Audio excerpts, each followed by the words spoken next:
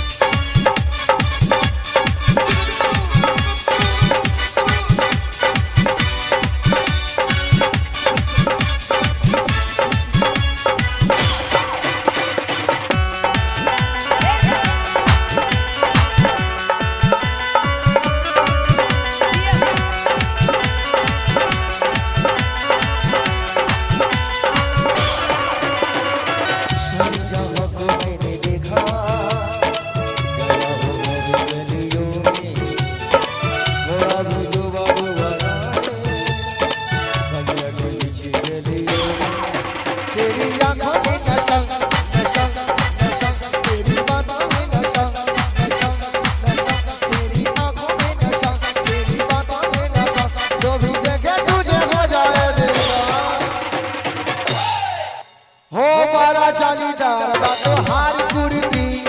बारा चालीदार बातो हार कुर्ती जाली जाली जाली जाली जाली जाली जाली जाली जाली हार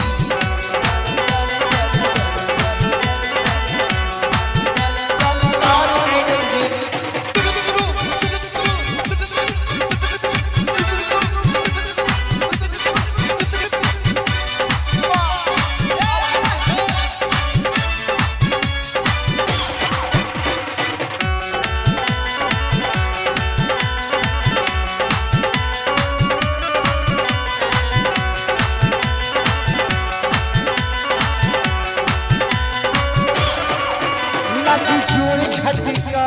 कोई मां जो तू पास अटका हाय गया अरे मार डाला रे लगी झूल झटका जो तू पास अटका लगी झूल झटका जो तू पास अटका पास आ जाए राजा ये बाहर जमा छुआ चाहे छोड़ तो हार